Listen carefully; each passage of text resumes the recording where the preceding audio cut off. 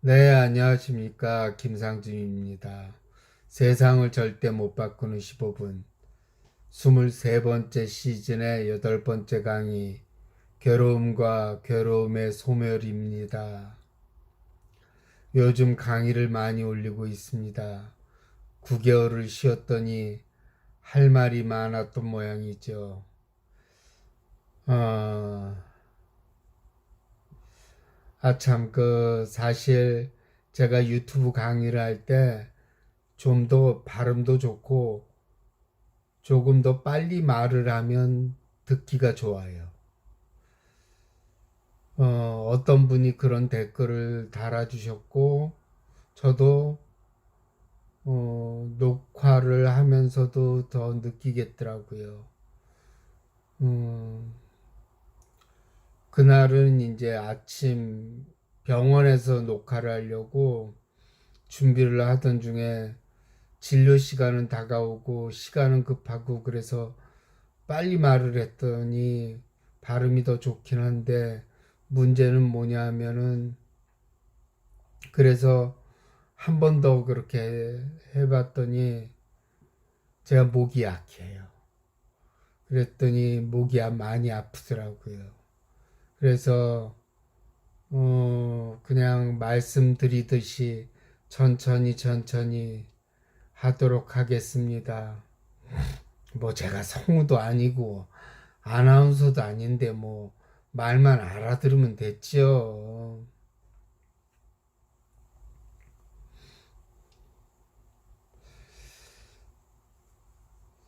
또 9개월 동안 법문을 계속 들었더니 그게 머릿속에 박혀서 그게 말로 원고로 표현되는 모양입니다. 사실 하늘 아래 새로운 것은 없다고 이 말은 뭐 핑계죠. 많은 유튜브 스승님들이 강의한 것에서 아이디어가 떠오르고 그분들의 말씀이 저를 통해서 다시 리바이벌 된다고 생각하시면 됩니다. 예전 고 김우중 회장님은 세상은 넓고 할 일은 많다고 했는데 어, 시간은 없고 공부할 것은 많은 게 마음 공부네요. 하지만 마음 공부는 세간의 공부가 아니기 때문에 지식을 늘려야 하는 것은 아니라고 생각합니다. 그래서 좋은 거죠. 제가 말한 공부할 게 많다는 의미는 마음에 끌려다니는 것은 여전하고 경계에 끌려다닌다는 것입니다. 그리고 우리는 하루 종일 일상생활을 하잖아요. 그게 다 마음 공부거든요. 그러니까는 매일매일 아침에 일어나서 자기 전까지 마음 공부를 하는 거니까 마음 공부할 건 많다는 소리죠.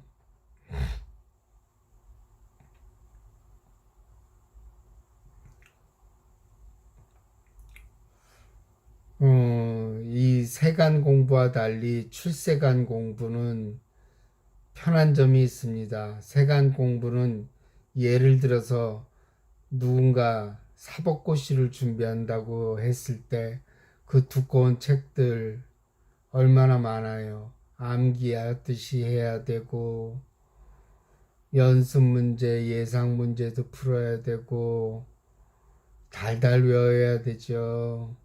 하지만 마음 공부는 어느 순간 깨닫기만 하면 되고 그분들이 지식으로 깨달은 것이 그 지식으로 깨닫는 것이 아니기 때문입니다. 만약 세간 공부대로 마음 공부를 하라고 한다면 그런 공부를 할 사람은 없을 겁니다. 팔만대장경을 다 외워야 되고 금강경, 법화경, 육조단경 등 그 수많은 책을 읽고 주석을 읽고 달달 외우면 깨우칠 수 있다고 한다면 대부분 포기할 겁니다. 어려운 한자 용어를 알아야 하고 당연히 기본적으로 자유자재로 한자를 알고 있어야 되며 경전은 얼마나 많은지요. 그런데 깨닫는 마음 공부는 어떻게 보면 공평하다는 생각이 듭니다. 제가 고등학교에 다닐 때 보면 서울대에 갔던 친구들은 정말 차원을 달리하는 것 같아요. 머리도 좋고 노력도 많이 하고 뭔가 하여튼 근접할 수 없는 능력들이 보였습니다. 그런데 마음 공부를 통해서 깨닫는 사람은 누구나 가능하다는 거지요.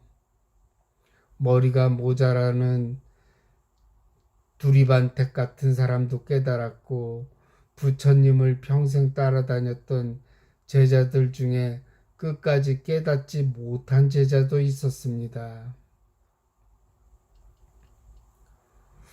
반면 육조단경을 지은 해능 스님의 경우 절에서 방 하나 짓는 행자에 불과했고 스님의 수계도 받지 않았습니다. 스님도 아니었잖아요. 행자잖아요, 행자. 견습생. 그리고 오조 스님 밑에는 오랫동안 교수사 역할을 하고 오랫동안 도를 닦았던 사람들도 있었지만 5조에서 6조의 타이틀은 해능에게 돌아간 겁니다. 1조가 달마 스님이라는 거는 알고 계시죠? 계속 타이틀이 1조에서 2조, 2조에서 3조 이렇게 해서 6조까지 가게 타이틀이 넘어간 거지요. 그때 해능 스님은 글자도 제대로 읽지 못할 정도였습니다. 당연히 글자도 쓰지 못했죠. 그가 쓴 개성도 다른 사람이 대신 써준 거예요. 해능 스님이 읍조리기만 하고 한자를 아는 사람이 써준 겁니다. 그러니 출세간의 공부는 그저 꾸준히 하지만 머리가 좋다고 해서 깨닫는 것은 아닙니다. 그래서 깨달은 사람 중에는 시골 장터에서 나무를 파는 할머니도 있고 농사를 지으며 한가로이 전원 생활을 하는 사람도 있는 등 평범한 사람들도 많이 있습니다. 그런 사람들이 그런데 왜 깨달은 사람들은 안 나와? 이렇게 얘기하는 사람도 있을 거예요. 깨달은 사람들은 얘기를 안 해요. 절대로. 그저 마음 공부를 하다 어느 순간 한 소식 들은 겁니다. 그러니 얼마나 다행스러운 일입니까? 출세간의 마음 공부나 깨달음은 차별을 하지 않고 누구나 할 수 있고 누구나 될 수도 있다는 것이기 때문입니다. 요즘 제가 동영상을 많이 올리는 이유는 시간이 많이 있어요. 저는 진료 마치고 나면 별로 할 일도 없고 뉴스를 안 본 지는 20년이 다 넘었고 TV를 안 본 지도 오래됐습니다. 재미가 없어요. 저 TV 되게 좋아했는데 예전에 갑상선 수술하고는 TV에 빠져가지고 굉장히 오랫동안 위로를 받았습니다. 그때는 몸이 안 좋아가지고 오전에만 병원에 잠깐 들렸다가 집에 와서 널브러져서 있었거든요. 그래서 드라마도 보고 그랬는데 이제는 연예인들이 그 드라마도 재미가 없고 연예인들의 잡담이 지루하게 생각이 됩니다. 그토록 또 좋아했던 영화도 시큰둥해서 별로 보고 싶지가 않아요. 넷플릭스 끊어야 될 것 같아요. 그저 집에 와서 컴퓨터에서 유튜브를 검색해서 법문만을 들을 뿐입니다. 그게 지겨우면 자면 됩니다. 그러니 삶이 단순합니다. 그렇다고 약속이 많은 것도 아니고 그저 같은 건물에 있는 의사들끼리 가끔 식사를 하거나 대학 동창 동아리 회원들을 만나는 게 고작입니다. 요즘 책은 읽지 않습니다. 책도 별로 보고 싶지 않기 때문이죠. 그저 동영상에 대한 아이디어가 떠오르면 한밤중이건 새벽이건 일어나 원고를 쓰는 게 다입니다. 그게 재밌어요. 요즘은 그냥 원고 쓰는 거. 그리고 말씀드린 대로 저는 개업이들은 꿈도 꾸지 못하는 주 5일 근무를 하니까 개업하는 의사들이 주 5일 근무하는 병원은 거의 없어요. 저는 놀고 싶어서 주 5일 근무합니다. 주 5일 근무를 하니까 운동 삼아서 동구릉에 나가서 산책도 하고 사진도 찍고 그리고 자뻑에 빠져서 내가 찍은 사진이 참 잘 찍었다. 사진 참 좋다 하면서 계속 컴퓨터에 제가 찍은 사진 올린 것을 보는 낙으로 살고 있습니다. 아름다운 나무는 얼마나 많은지 모릅니다. 동구릉에 가면은. 그것들을 다 담기에도 오랜 시간이 걸릴 것 같고 계절의 변화에 따라서 나뭇잎의 색깔이 바뀌고 풍광이 달라질 걸 생각하면 올해 기대가 큽니다. 작년에는 여름에만 주로 많이 찍었거든요. 근데 올해는 목표가 매주 가서 산책하고 사진 찍는 게 목표입니다. 좋아요. 피톤치드도 많이 섭취하고 산책도 하고 그 다음에 한가로운 시간도 갖고 또 무선 이어폰 끼고 법문도 듣고 여러 가지 하네. 산책하지 무선 이어폰으로 법문도 듣지 사진도 찍지. 네, 멀티플레이어입니다. 제가 또 계절의 변화에 따라서 나뭇잎의 색깔이 바뀌고 하여튼 변화가 기대가 많습니다. 나뭇잎이 점점 더 커지고 있으니까 빛은 점점 숲으로 들어가기 어려울 것이고 빛과 어둠의 조화가 사진 속에서 어떻게 변할지 궁금합니다.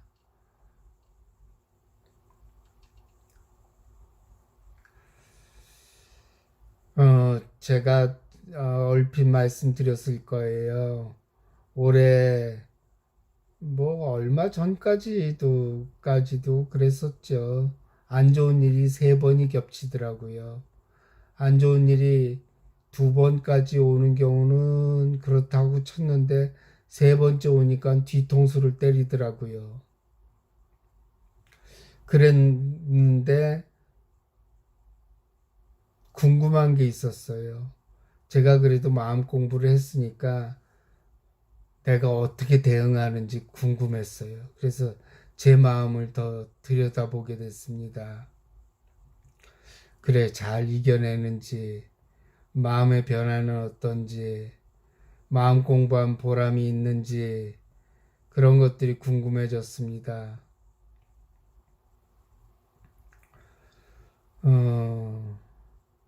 그 3번째 안 좋은 일이 생겼을 때는 다 왜 이렇게 인생이 꼬이냐 하는 말이 절로 나오더군요.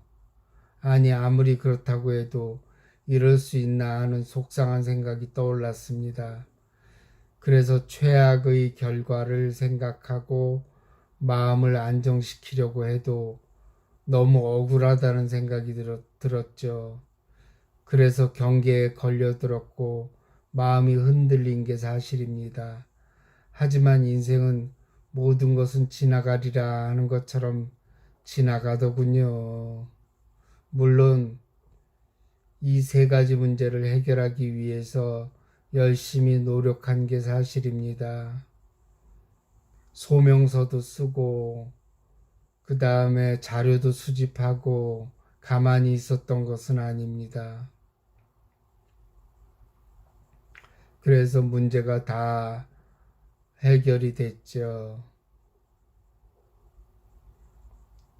제가 경계에 걸려들었다고 해서 실망한 것은 아닙니다. 이 세 가지 문제가 다 닥쳤을 때 더 마음 공부에 집중할 수 있는 계기가 되었거든요. 더 열심히, 더 자주 법문을 들으며 세 가지 문제가 넘어갈 때까지 더욱더 마음 공부에 정진하는 계기가 되었고, 유튜브에 많은 법문들이 도움을 준 게 사실입니다. 그러니까 여러분들, 그게 안 좋은 일이 생기거나 그러면은 법문 많이 들으세요. 많이 위로가 됩니다. 그래서 사성제가 떠올랐습니다. 사성제는 고진멸도입니다. 그런데 왜 사성제라고 할까요? 이 사성제라는 것은 괴로움이 성스러운 것이라는 겁니다. 아니, 괴로움이 성스러운 것이라니요. 고통이 뭐가 좋단 말입니까?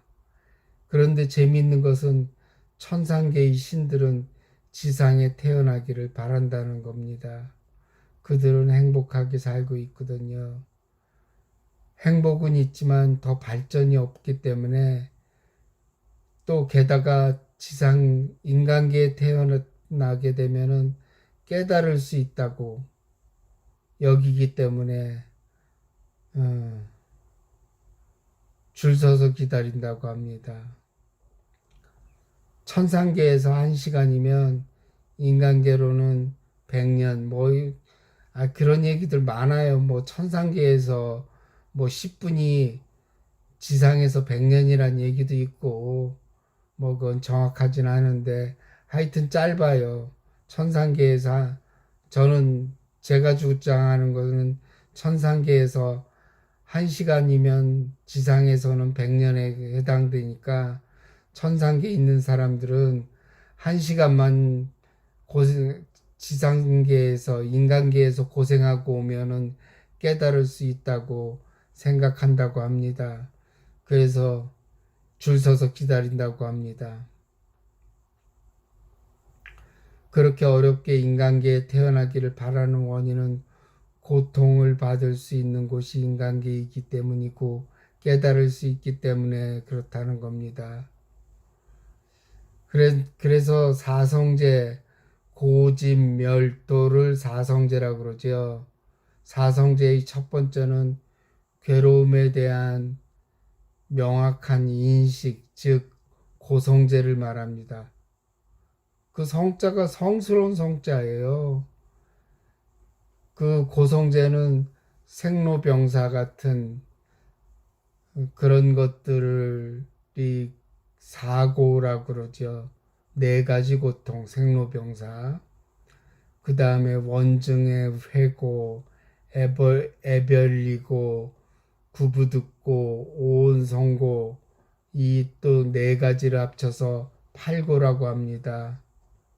애별리고랑 원증회고는 별거 아니에요. 애별리고는 사랑하는 사람이랑 헤어지게 돼서 생기는 고통이 애별리고고, 원증회고는 아유 저 지겨운 놈, 원수 같은 놈이랑 같이 지내야 된다는 것 때문에 고통스럽다는 겁니다. 그 다음에 오온성고, 이것은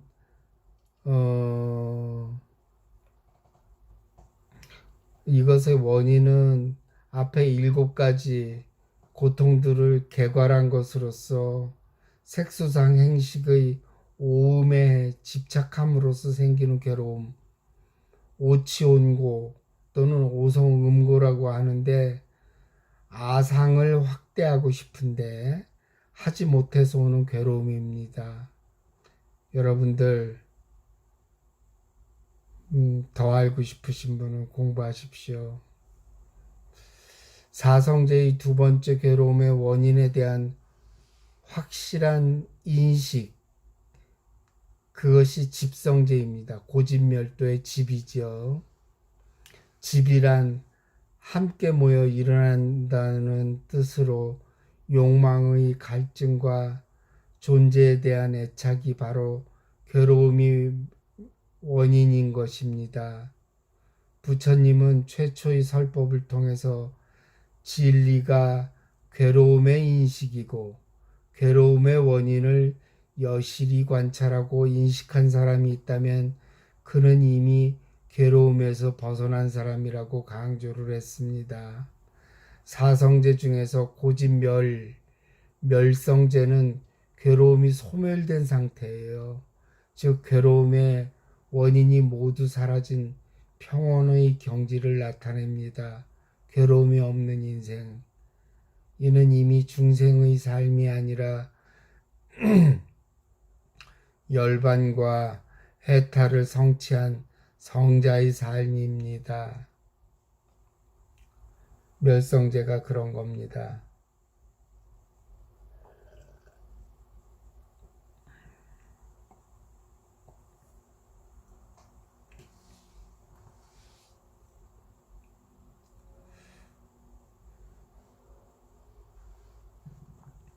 그런데 번뇌즉 볼이라는 말이 있어요.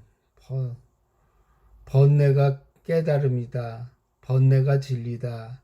그래서 삶의 모습을 잘 보면은 그게 열반이고 잘못 보면은 괴로움이고 고통이라는 소리입니다. 그러니까 우리가 살고 있는 것이 괴로움이 아니라 이미 벌써 우리는 성자고 부처라는 뜻이라는 거예요. 마지막으로 고집멸도의 도성제입니다. 괴로움을 소멸하는 길이 8가지가 있습니다. 그걸 팔종도라 그러죠. 그 괴로움을 소멸하는 길을 말하고 있습니다. 팔종도는 정견, 정사유, 정어, 정업, 정명, 정정진, 정념, 정정, 그건데 이것은 바른 노력, 바른 생활, 바른 마음 챙김, 바른 직업, 불교의 종합 수행법이죠. 8정도의 수행 덕목들은 서로 밀접하게 연관되어 있고 수행의 핵심 사항들이 종합적으로 집대성되어 있는 게 이 8정도입니다. 그래서 아까 말씀드린 대로 바른 견해, 바른 사유, 바른 말, 바른 행위, 바른 생활, 바른 노력, 바른 마음 챙김, 바른 선정, 이것을 하면은 괴로움을 소멸하는 길이라는 것입니다. 좋은 말은 다 써져 있어요. 아무튼 저는 이번 안 좋은 일로 인해서 더욱더 마음 공부에 전념할 수 있게 돼서 인생은 항상 평형을 맞추는 것 같습니다.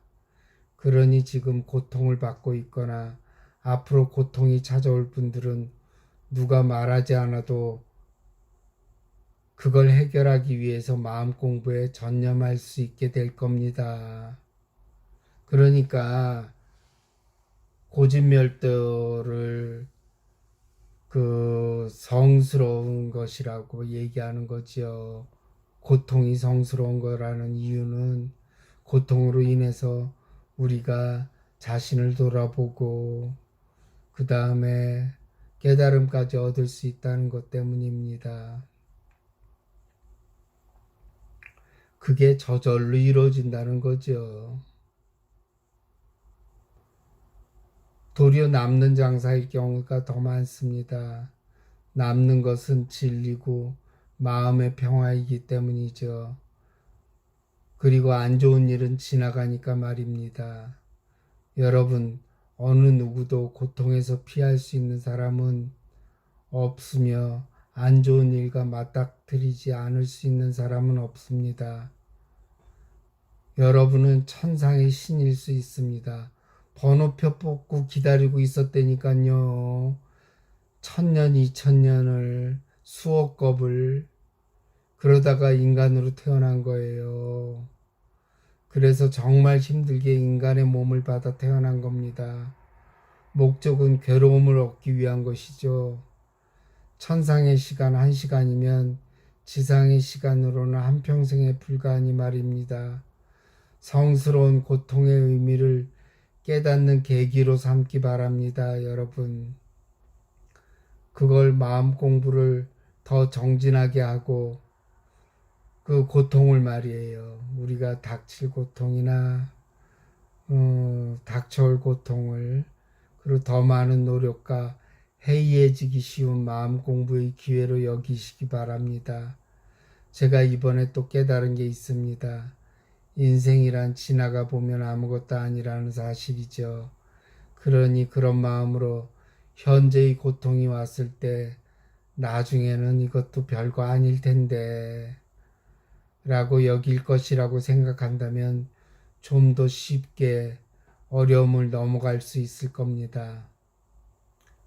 여러분, 오늘은 밤중에 녹화를 하는 바람에 닭소리가 안 났습니다. 제가 어떤 분들은 그 동네 닭 모가지를 다 비틀었나 생각할지 모르지만 역시 밤중에는 닭들이 울질 않네요. 감사합니다.